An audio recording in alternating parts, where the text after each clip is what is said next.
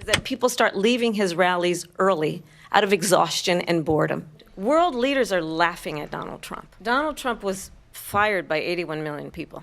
Oh my goodness. Oh my damn. Oh my goodness. Kamala Harris went ham. Donald Trump gets destroyed by Kamala Harris in debate. This is not a hyperbolic YouTube headline. This is just fact. I have 8 incredible highlights from last night. This was the best performance I have seen by anyone against Donald Trump in a debate. Now, the bar is incredibly low. That said, this was a really good performance and is up there with some of the best debate performances I've seen in a presidential debate. Fantastic job. Now, before I get into it, Kamala Harris started a bit nervous. You could tell she was visibly nervous in the first, few minutes of the debate. And luckily that just went away, which I figured it would. I mean, this is something where you're going to be nervous going into it, but when you're up there, then you begin to get comfortable and you begin to find your groove. That goes away. And once that went away, it was off to the races. It was such a good job. Kamala Harris baited Trump beautifully. You could tell that was a plan going into the debate. I'll discuss more of that when we get to the clips. But I'll also discuss the moderators. There's a lot of controversy right now from, right-wing circles about the moderators. We'll get to that as well. I'll also get to Kamala Harris's best policy answer and Trump's policy answer, or I should say concepts of policy. So we'll get to all of that. Let me start first with, this is where Kamala Harris began to dig into Trump, and I'll get to his response as well when he clearly got baited by this. And I'm going to actually do something really unusual, and I'm going to invite you to attend one of Donald Trump's rallies, because it's a really interesting thing to watch. You will see during the course of his rallies, he talks about fictional characters like Hannibal Lecter. He will talk about windmills cause cancer. And what you will also notice is that people start leaving his rallies early out of exhaustion and boredom. And I will tell you, the one thing you will not hear him talk about is you. This was so fun to watch. So I streamed this last night with a few friends on the channel. I'll link to that below, but you can just check the live tab on YouTube and you'll see the stream. This is when it all started to fall apart for Donald Trump. This was obviously a plan by Kamala Harris and the team to try and bait him. So this was actually a question about immigration. This is, based on polling, this is the weakest issue that Democrats have. Though, again, we could talk more about the policy around it, but it is so ridiculous that it's a weak issue for them. But it's just based on how media covers it and the miscoverage of it.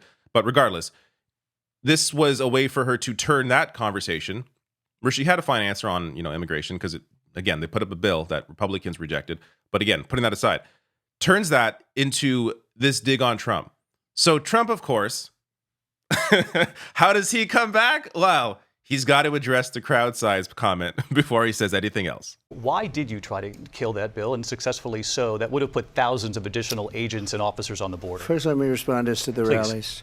She said people start leaving. People don't go to her rallies. There's no reason to go.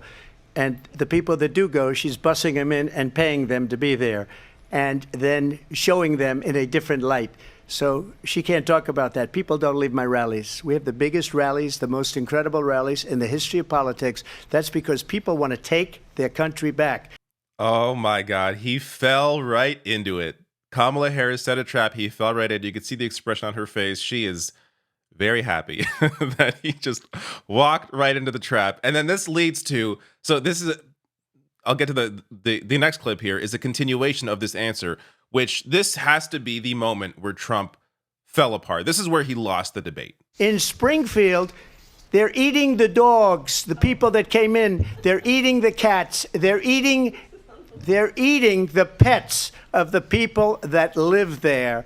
And this is what's happening in our country, and it's a shame. As far as rallies are concerned, as far as the reason they go is they like what I say. They want to bring our country back. ABC News did reach out to the city manager there. He told us there have been no credible reports of specific claims of pets being harmed, injured, or abused by individuals within the immigrant community. Well, I've seen people on television. Let me just say here, this is the people on television say my dog was taken and used for food. So maybe he said that, and maybe that's a good thing to say for a city manager. I'm not taking this from but television. But the people I'm on taking it from television the city saying their manager. dog was eaten by the people that went there. Again, the Springfield city manager says there's no evidence of that. But I saw it on television. It's got to be real. I was watching Newsmax and they told me about the cats and the dogs. They're eating the pets. He sounds and looks like here your crazy uncle. This is where I don't think right-wingers, clearly Trump doesn't, understand how insane they sound to the vast majority of people. It wasn't like this was brought up, by the moderators asking, hey, your campaign is talking about this conspiracy and what are your thoughts on this? No, Trump is the one that brings this out of nowhere into the conversation. Sounding like a complete loon. Oh my God. It's just, this is where I think he lost the debate, and it just unraveled from there. Now, also worth mentioning here, David Muir, the moderator, coming back and refuting that obvious lie. Great job. It is so rare to see moderators like this. And, the right wing is complaining, they were too hard on Trump. They didn't push enough back enough on Kamala Harris. Was Kamala Harris talking about people eating cats and dogs? No. The level of lying that Trump does, you need someone to push back. You need a moderator to come in and say, hey, this is insane. You are, they're not going to say that, but hey, we checked with the city manager in this case. That is not happening, sir. Please go back to bed. It was wonderful to see moderators actually be willing to refute blatant lies. I know it's a low bar. This should obviously be happening in every debate, but it tends not to. Watch the CNN debate, even though Biden clearly did terrible in that debate. In terms of the moderators and their inability to push back on Trump's blatant lies, they just kind of let Trump say whatever he wanted to say. Here you actually had some pushback. It wasn't on everything, but on the more obvious ones, like Haitian immigrants eating cats and dogs, which is clearly just a racist lie, they did push back, thankfully. Now, this is where the next clip here, Kamala Harris nails Trump again. And look at the expression on his face when she says this. Donald Trump was fired by 81 million people. So let's be clear about that. And clearly he is having a very difficult time processing that. But we cannot afford to have a president of the United States who attempts, as he did in the past, to upend the will of the voters in a free and fair election. Clearly that line bothered Donald Trump, and he sort of tried to, laugh over it there.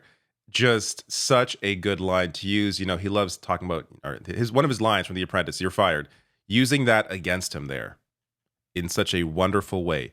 And, there's a longer discussion about the Trump. I don't even have the clip because to me it's just so obvious that he's still doing this. He's still denying that he lost the election in 2020. Still. Again, going to how insane this person sounds. So, fine. Keep defending that position. Keep pretending you won the election. Not helping your case. It's making you look like the lunatic you are. Let me get to the next clip, which is actually, I believe, a continuation of that clip I just showed you, where Kamala Harris, again, takes it to Trump. And I'm going to tell you that I have traveled the world as Vice President of the United States, and world leaders are laughing at Donald Trump. I have talked with military leaders, some of whom worked with you, and they say you're a disgrace. And when you then talk in this way in a presidential debate and deny what over and over again are court cases you have lost because you did in fact lose that election, it leads one to believe that perhaps we do not have in the candidate to my right the temperament or the ability to not be confused about fact. That's deeply troubling, and the American people deserve better. Perfect. This, saying how he's confused brings up ideas of, hey, he is the oldest man to ever run for president. Interesting. You can't use that against Joe Biden anymore. He's not in the race. So it's good that they are now embracing that. Someone who is confused. But really, the reality is Trump he's an authoritarian. Of course he knows he lost the race, but he doesn't want to admit it. He is deeply fragile. This is somebody who has very low self-esteem. That is obvious. It's amazing to me that people see Trump and think like, oh, this guy's strong. All he does is complain. All he does is talk about personal grievances. How can anybody possibly think this guy is strong? All he does is bitch and can't even accept the fact that he lost an election.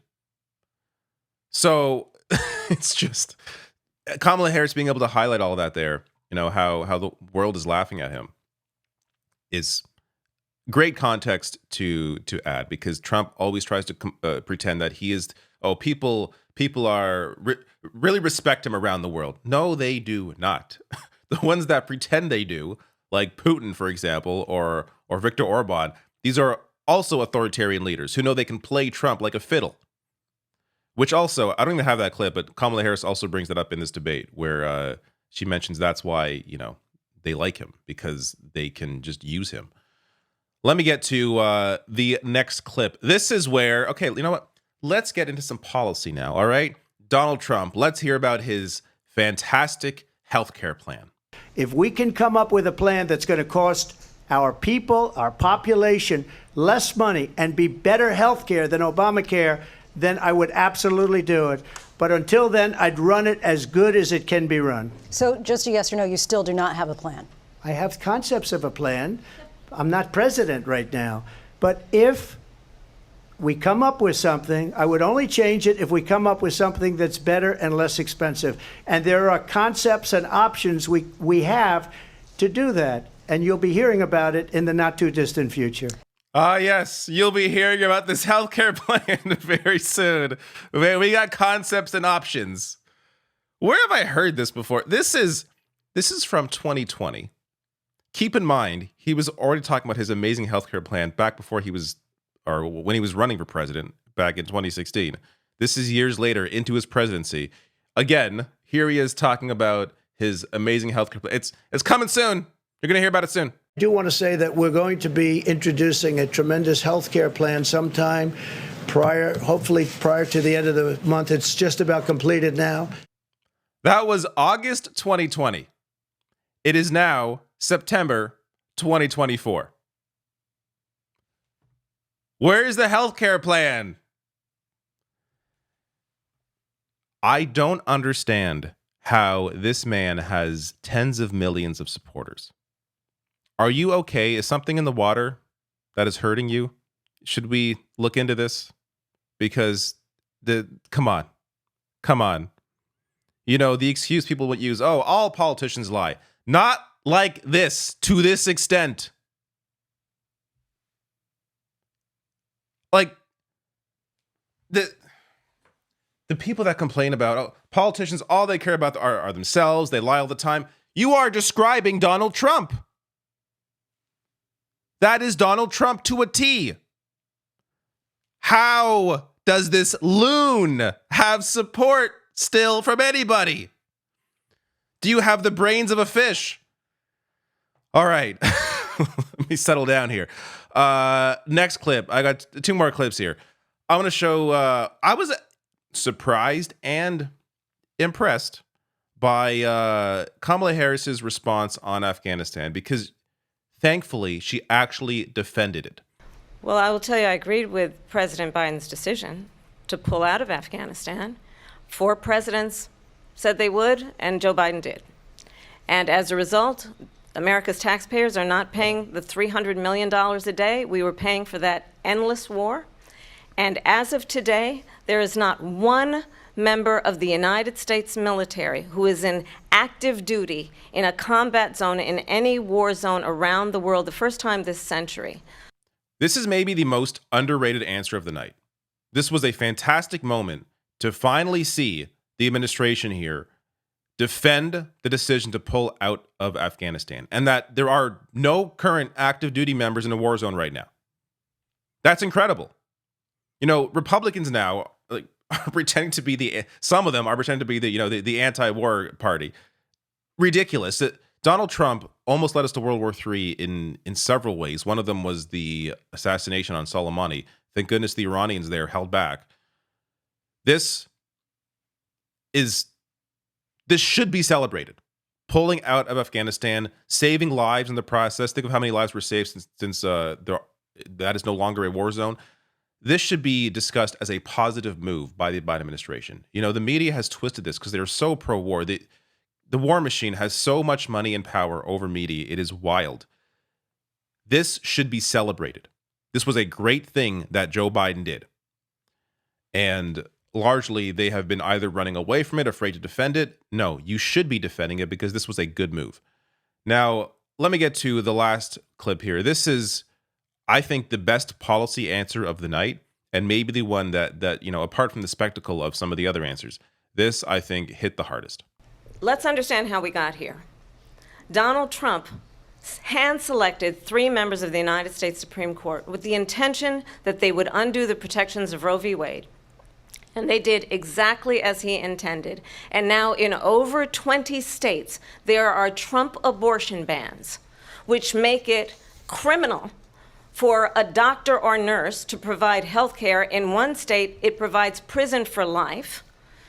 Trump abortion bans that make no exception even for rape and incest, which understand what that means. A survivor of a crime of violation to their body does not have the right to make a decision about what happens to their body next. That is immoral. And one does not have to abandon their faith or deeply held beliefs to agree. The government, and Donald Trump certainly, should not be telling a woman what to do with her body. I have talked with women around our country.